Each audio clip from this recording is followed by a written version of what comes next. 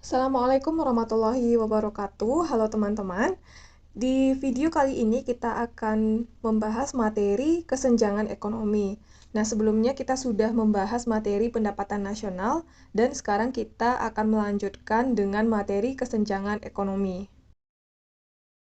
Apa saja yang akan kita bahas di materi ini? Yang pertama, kita akan membahas penyebab kesenjangan ekonomi. Yang kedua, ketimpangan pendapatan, dan yang ketiga adalah solusi mengatasi kesenjangan ekonomi. Pengertian dari kesenjangan ekonomi atau ketimpangan ekonomi adalah kondisi tidak seimbang yang terjadi di masyarakat berdasarkan aspek ekonomi, di mana aspek ekonomi dapat terlihat dari tidak seimbangnya pendapatan masyarakat.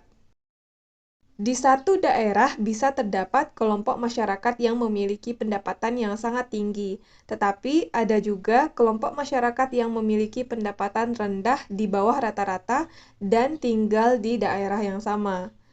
Jadi, kesenjangan ekonomi atau ketimpangan ekonomi adalah kondisi tidak seimbang yang terjadi di masyarakat berdasarkan aspek ekonomi, di mana terlihat dari tidak seimbangnya pendapatan masyarakat. Nah, misalnya di satu daerah terdapat kelompok masyarakat yang memiliki pendapatan yang sangat tinggi, tetapi ada juga di lingkungan tersebut masyarakatnya yang memiliki pendapatan yang rendah bahkan di bawah rata-rata. Namun mereka tinggal di daerah yang sama. Artinya terdapat kesenjangan ekonomi atau ketimpangan ekonomi di daerah tersebut. Kesenjangan ekonomi dapat terjadi karena adanya perbedaan batas kemampuan finansial yang besar antara kelompok pendapatan tinggi dengan kelompok pendapatan rendah. Hal ini bukan merupakan hal yang baik bagi suatu negara, sebab besarnya kesenjangan finansial menunjukkan masih tingginya ketimpangan ekonomi yang terjadi di negara tersebut. Kemudian, kesenjangan ekonomi dapat memicu timbulnya kemiskinan di masyarakat. Jadi dari slide ini, kesenjangan ekonomi itu bisa terjadi karena adanya perbedaan kemampuan finansial yang besar antara kelompok masyarakat. Dan ini merupakan hal yang tidak baik bagi suatu negara, bukan pertanda baik bagi suatu negara, karena dengan adanya kesenjangan finansial ini artinya adalah terdapat atau masih tinggi ketimpangan ekonomi yang terjadi di negara tersebut, yang mana ketimpangan ekonomi atau kesenjangan ekonomi ini dapat menimbulkan kemiskinan di masyarakat suatu negara. Selanjutnya, kita akan membahas penyebab kesenjangan ekonomi. Yang pertama adalah kondisi demografi. Kondisi demografi ini berkaitan dengan kependudukan. Kondisi penduduk di satu daerah dengan daerah lainnya berbeda, baik itu dari segi jumlah, komposisi, dan juga persebaran. Kondisi penduduk yang semakin beragam akan menghasilkan masalah yang semakin kompleks. Komposisi penduduk dapat dilihat dari jumlah penduduk yang berada pada usia produktif. Daerah dengan komposisi penduduk yang berada pada usia produktif lebih banyak akan berbeda dengan daerah yang jumlah penduduk produktifnya lebih sedikit. Nah, masalah lain terkait dengan persebaran penduduk adalah persebaran penduduk tidak merata. Contohnya adalah persebaran penduduk yang cenderung hanya berpusat atau terpusat di Pulau Jawa. Karena masyarakat merasa atau penduduk merasa bahwa kesempatan untuk mendapatkan pekerjaan di Pulau Jawa lebih besar yang akan berdampak pada pemenuhan kebutuhan masyarakat. Akhirnya, masyarakat atau penduduk pindah ke Jawa dan menyebabkan persebaran penduduk terpusat di Pulau Jawa. Jadi, kondisi demografi ini berkaitan dengan kependudukan, di mana kondisi penduduk di satu daerah dan daerah lain itu berbeda, baik dari segi jumlah, komposisi, dan juga persebarannya. Dan juga jika kondisi penduduk semakin beragam, artinya adalah semakin menghasilkan masalah yang semakin kompleks. Selanjutnya yang kedua adalah kondisi pendidikan. Kita tahu bahwa terjadinya kesenjangan ekonomi juga disebabkan oleh adanya kondisi pendidikan. Meskipun sekolah-sekolah di Indonesia memiliki kurikulum yang sama, tetapi setiap daerah tidak memiliki kualitas yang sama dalam pendidikan, karena adanya perbedaan fasilitas maupun mutu pendidikan. Perbedaan kondisi pendidikan akan menghasilkan perbedaan kualitas sumber daya manusia, yang mana sumber daya manusia yang berkualitas dapat menjadi salah satu modal dalam menghasilkan standar ekonomi yang tinggi bagi masyarakat. Jadi, kondisi pendidikan ini menjadi salah satu penyebab terjadinya kesenjangan ekonomi yang ada di suatu negara, di samping adanya kondisi demografi yang juga berbeda. Nah, walaupun pendidikan di Indonesia memiliki kurikulum yang sama, tetapi setiap daerah tetap tidak memiliki kualitas yang sama dalam pendidikannya.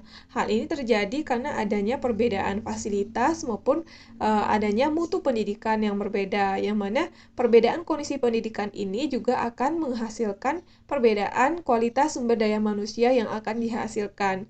Dan sumber daya manusia yang berkualitas menjadi salah satu modal yang dapat merubah atau menghasilkan standar ekonomi yang tinggi. Akhirnya, dengan adanya sumber daya manusia yang berkualitas, akan mengurangi kesenjangan ekonomi di suatu negara.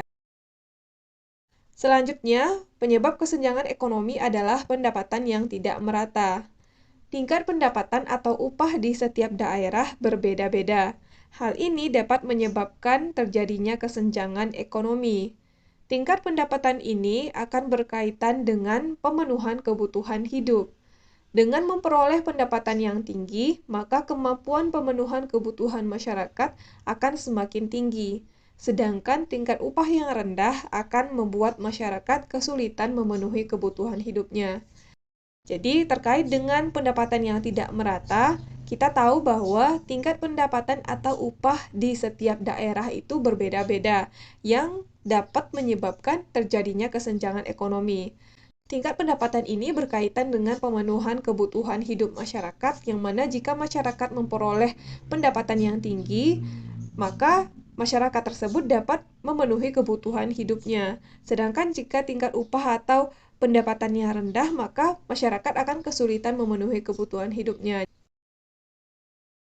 Kemudian yang keempat adalah pembangunan yang tidak merata. Jadi pembangunan yang tidak merata ini menjadi salah satu penyebab terjadinya kesenjangan ekonomi. Contoh bentuk pembangunan yang dilakukan oleh pemerintah adalah pembangunan infrastruktur. Jika pembangunan infrastruktur dilakukan dengan baik, maka ketercapaian pembangunan ekonomi yang merata akan lebih mudah dicapai. Rendahnya kemampuan pelaku ekonomi dalam melakukan kegiatan ekonomi akan mengakibatkan rendahnya pendapatan yang akan mereka terima, sehingga akan timbul permasalahan kesenjangan ekonomi di masyarakat. Nah, terkait dengan pembangunan yang tidak merata ini, kita tahu bahwa pembangunan erat kaitannya dengan adanya pembangunan infrastruktur, yang mana contohnya saja adalah dengan pembangunan infrastruktur jalan yang dilakukan oleh pemerintah.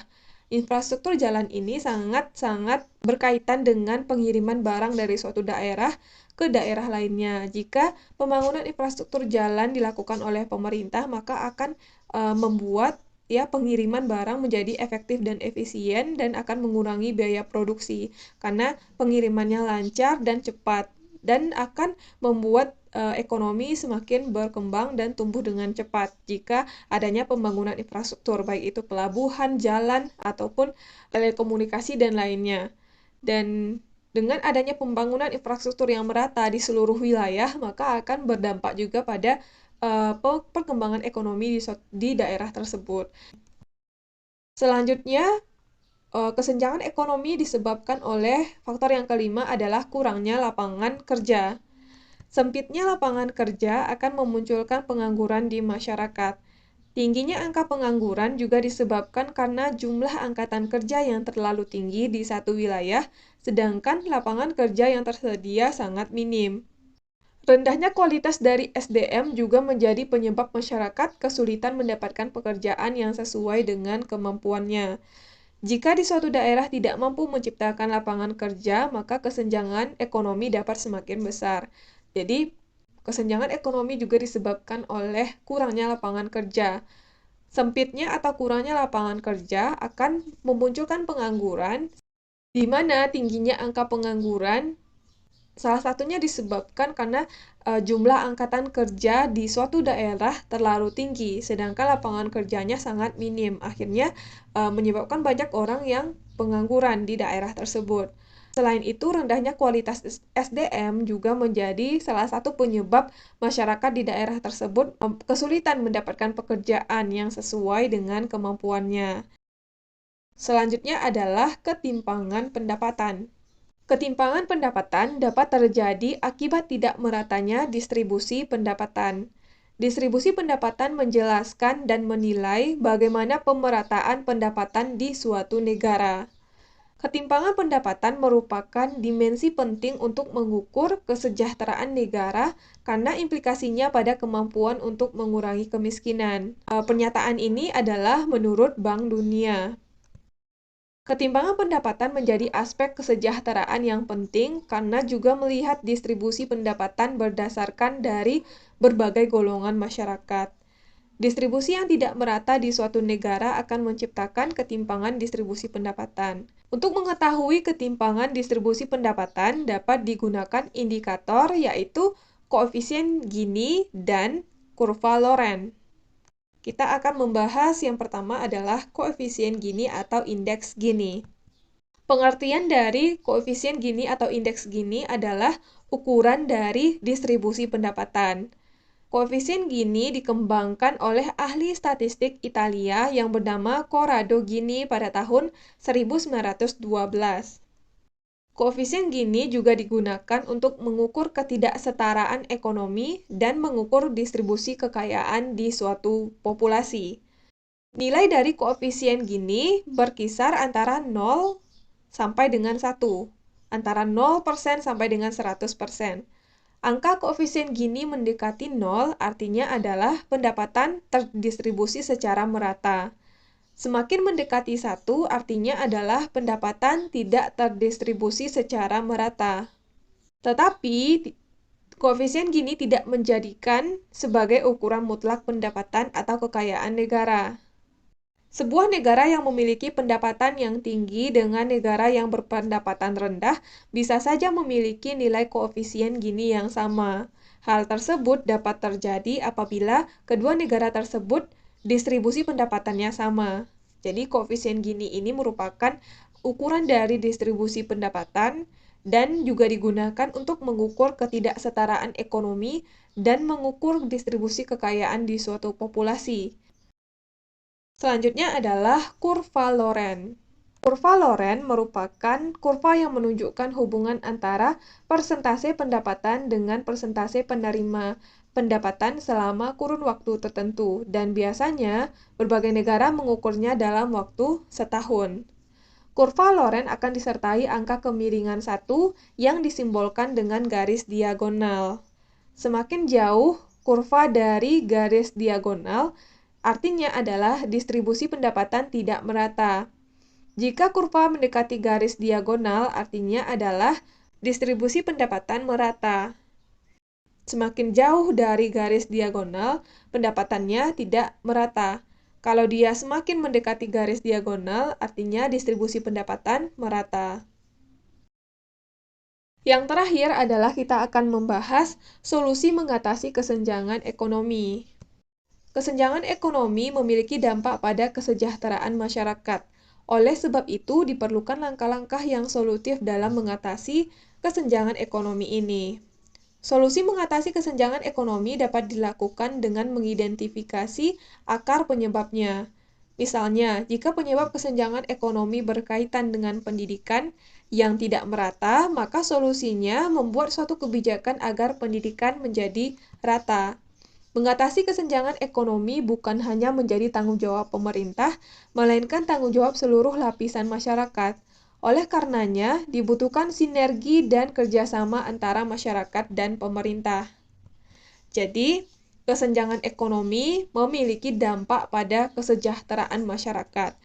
Solusi mengatasi kesenjangan ekonomi ini dapat dilakukan dengan cara mengidentifikasi akar masalah atau akar penyebab masalah ini.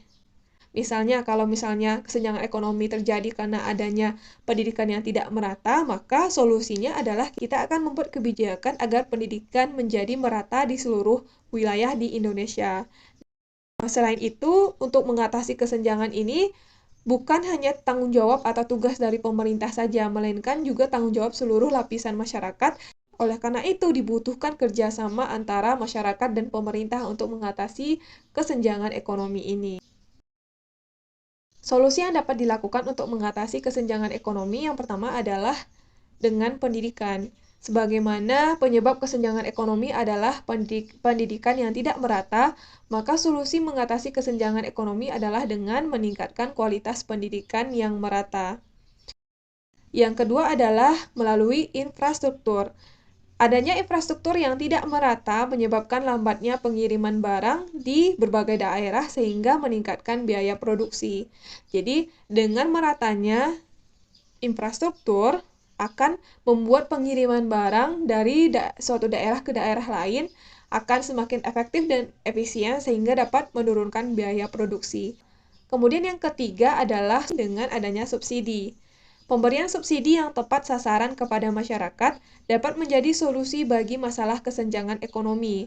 Subsidi dari pemerintah dapat berupa bantuan secara langsung maupun bantuan dalam bentuk modal alat kepada masyarakat agar dapat meningkatkan kegiatan ekonominya.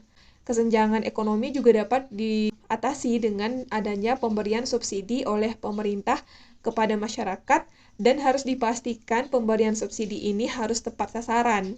Dan juga pemberian subsidi ini dapat berupa pemberian bantuan secara langsung ataupun pemberian bantuan dalam bentuk modal alat kepada masyarakat. Tujuannya adalah bantuan ini atau subsidi ini dapat meningkatkan kegiatan ekonomi masyarakat. Oke, sekian materi terkait dengan kesenjangan ekonomi.